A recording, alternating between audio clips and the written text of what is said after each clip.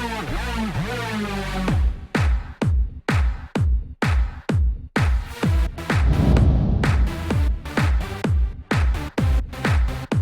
out to everybody out there on Whitewood Street. You already know what it is. Salute to everybody. What's going on, y'all? Welcome back to SteveBussaGS. So we got another scorecard reaction for you guys, and this one's going to be a little bit different than what we normally do. We're stepping outside of our hip-hop realm, and we're doing it for the sake of a social experiment. So let me kind of break this down for you guys, all right? I was in a live stream on, it doesn't matter, different channels live stream, and there was an individual on there who found out that there were reactors, and she started spazzing out, talking about, you gotta do Nightwish, you gotta do Nightwish, you gotta do Nightwish. I've never heard of Nightwish, as I mostly am restricted to U.S. hip-hop and South African hip-hop. That's usually my bread and butter of what I react to. With that being said, I enjoy all types of music. I just don't really find myself seeking out music outside of that realm. So shout out to Dow. Dow's the one who was like putting my friend RK onto this, and like was very, very hype about it. She was so excited about Nightwish that I got excited about Nightwish.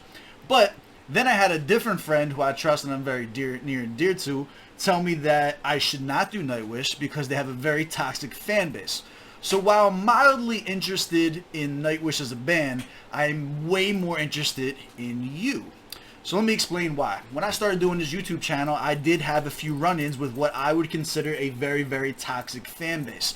Whereas I would not like something that they were in love with, and rather than it being like, hey, it's not for everybody and move on, I would get paragraphs and paragraphs of hate mail, a couple death threats. Like, shit got really, really wild in the very beginning.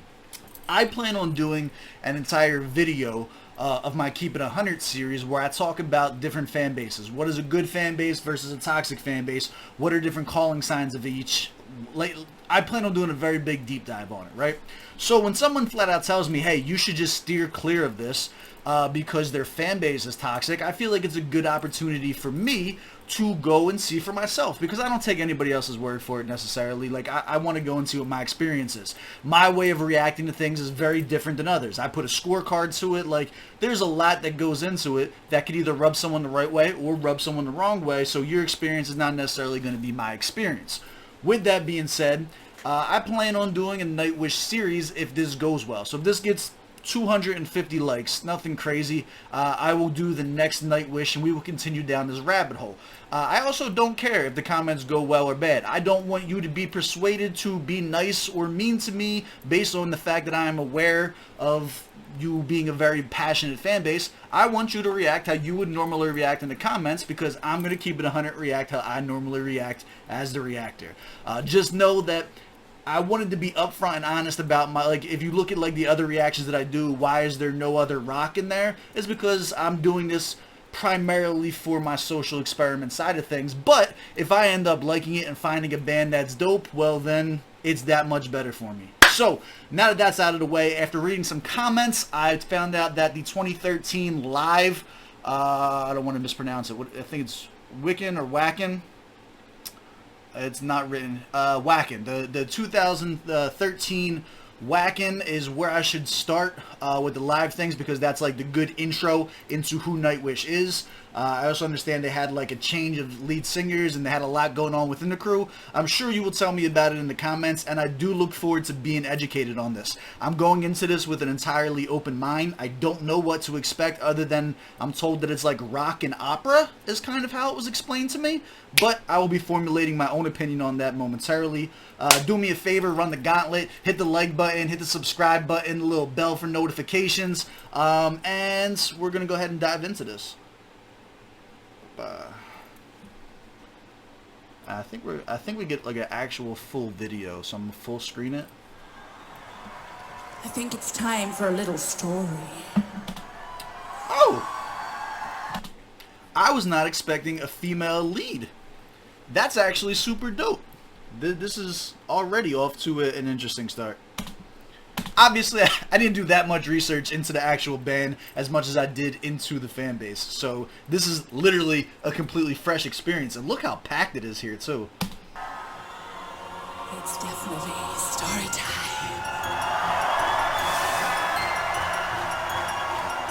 Okay, couple of things right off the bat. As I am not a rock concert goer. I'm not a concert goer at all. I've been to, of my rock concerts I've been to my entire life, I've been to Marilyn Manson, Rob Zombie, Aerosmith, Kid Rock, and Bon Jovi, and only once each for all of them. So seeing things live like this and how they got like that big fire that was shooting out, this is a new experience for me, and it's actually pretty cool. And I will be commentating on the actual concert aspect of it as well as the music, because this is a cool experience for me as well, as I don't go to concerts myself.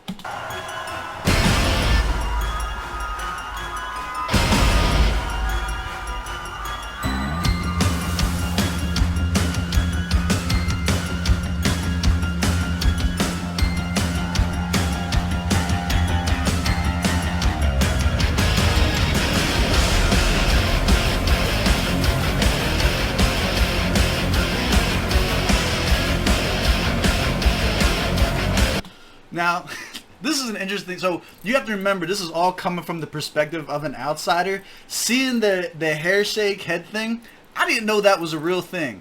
I always thought that was something that you just see in movies when people were making fun of like rock and roll. That's actually amazing to see that that's a real thing that happens.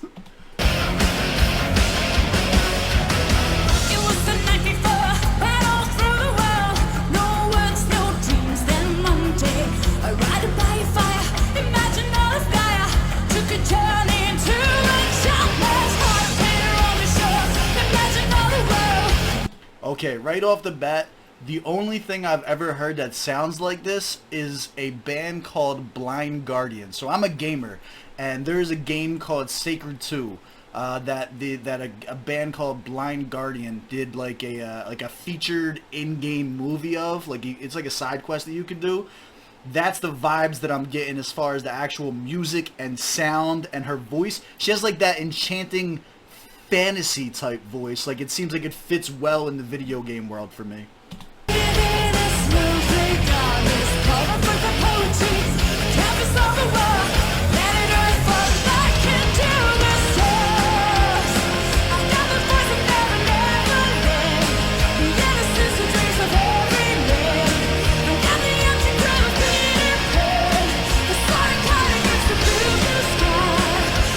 Next thing I noticed, big contrast between hip-hop and rock.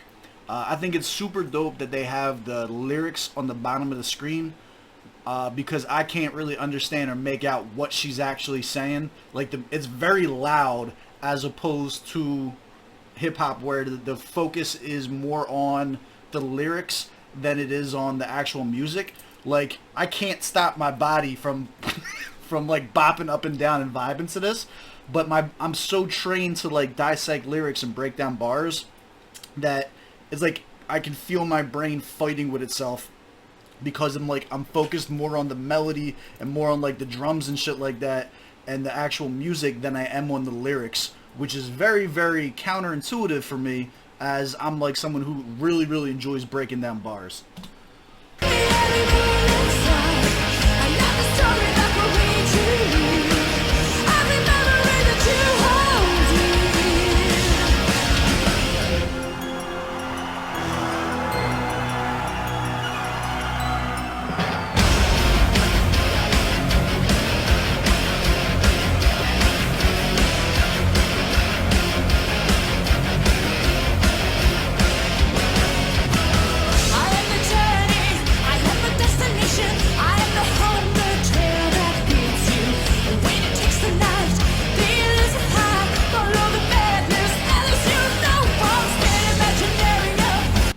I caught that. The Alice sounded like a little Alice in Wonderland play on words there. I was able to catch that.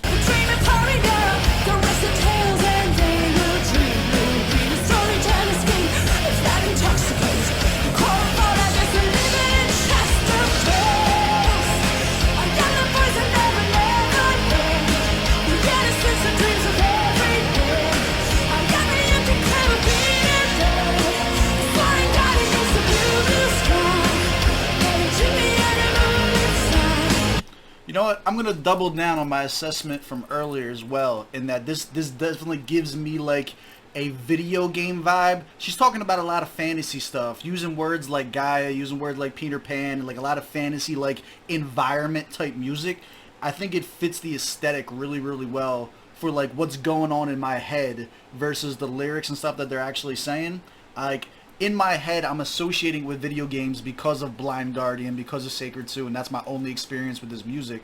And the language that she's using is also kind of putting me in. It's making me feel comfortable. You know what I mean? It's making me feel like this would fit in with one of the fantasy games or something like that I would play, or like a D&D type environment is how I'm like picking up on this.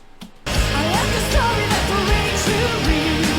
I remember it that you hold me. I am the voice that never fades. You get a sense of dreams of every day. Such as happens for another.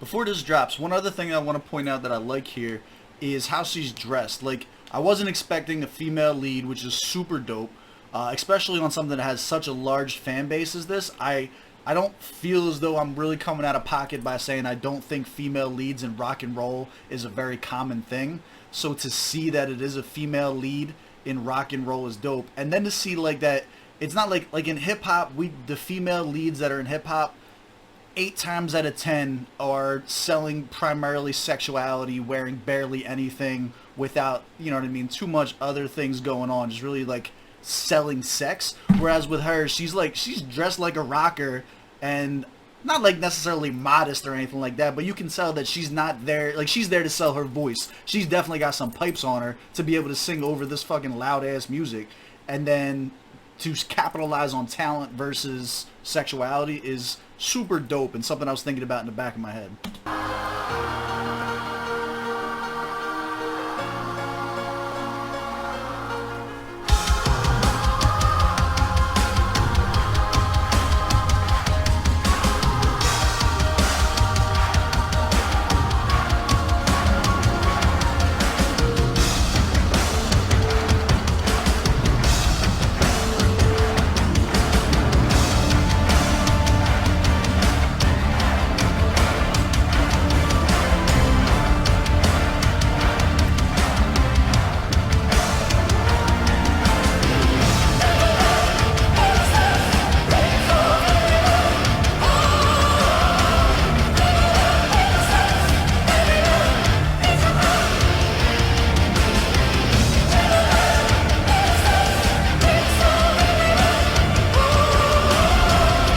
Alright, so here's where I guess the opera style singing is coming in. It's actually kind of impressive, I'm not gonna lie. Like, I wasn't sure how I was gonna feel about it. I enjoy musicals. It's probably one of the the things that you wouldn't expect being like super into hip hop, is I'm actually like really into like Repo the Genetic Opera, Sweeney Todd, Chicago. Like, I like musicals a lot.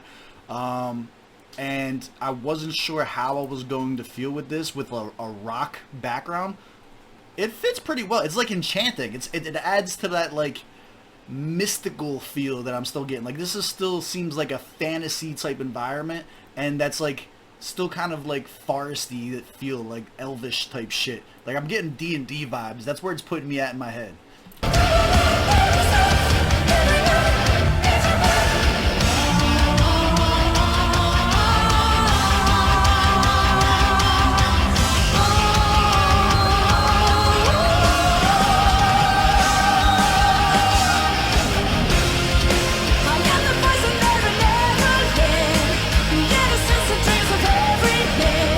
I got the empty crown of Peter Pan.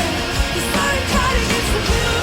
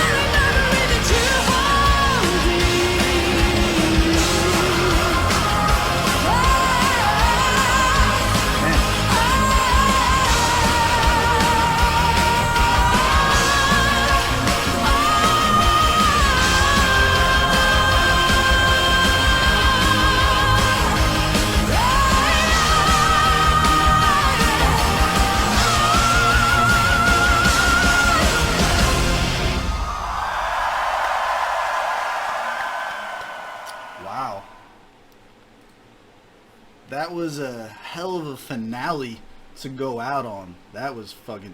She had some pipes on her. Yo, let's go. Alright, I do got a Get few even more critiques of the that we're gonna decor get you into. want Oh. with free. I do have a few critiques that we're going to get into. So, let's bring up the scorecard. Let's break it down. Let's see how much we really like this. Hey, make sure we got that right.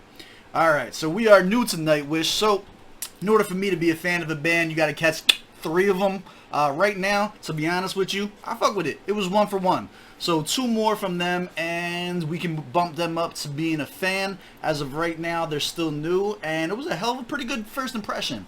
Target audience, I don't think I'm the target audience for this. Like I said, I don't seek out rock music.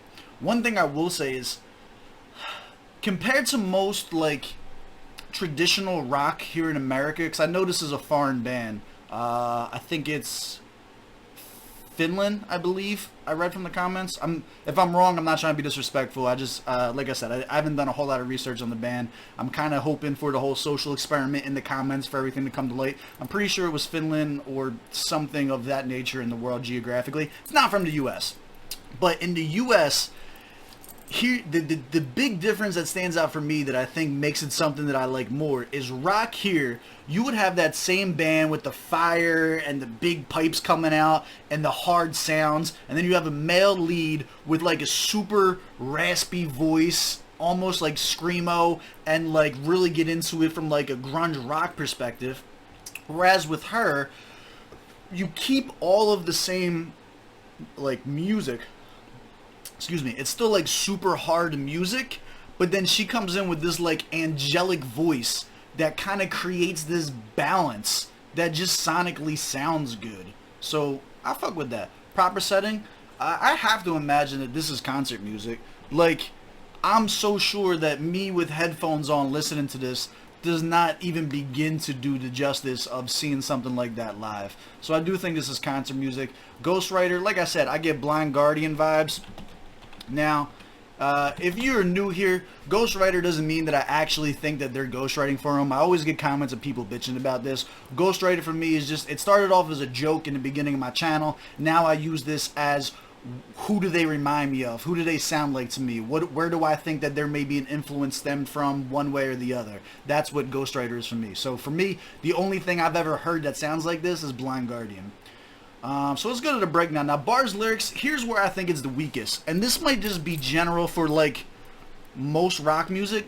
I don't know how many actual unique lines of lyrics that she had in that song. It's really, like, just repeating the same thing over and over again, creating a vibe. I'd give it a 17. Solid, short of their best, overall dope. They didn't say anything I disagreed with. They didn't say anything, like, it all seemed cohesive. You know what I mean? It's not like at one part they're talking about fantasy and another part they're talking about something completely off the walls that doesn't make sense. It was cohesive. I wouldn't score it less than 17. But at the same time, I don't think there's any of these lyrics are going to stick with me. I didn't take any quotables out of it. I wouldn't put any of the lyrics from this on like a t-shirt and wear it. Like, I wasn't super impressed lyrically. Now, delivery is a 25 out of 25. That woman has the pipes of fucking Christ on her. Wow. The end of that, I was not expecting her to belt out like that at the end of that. And then overall, like, I'll be honest with you, I wasn't sure what to expect as far as my liking it goes. I couldn't help but fucking bob along. like you just can't. Like, it just, like, grabbed you.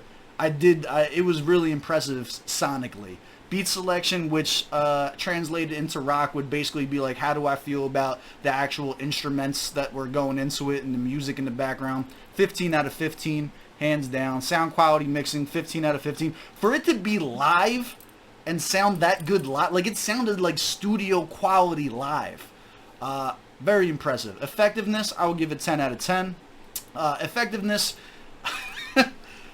how would this translate to rock, especially if you guys are new here, checking out the channel? Effectiveness is going to be different, but basically, like, do I think that the artist intent behind making this music was conveyed with the actual production?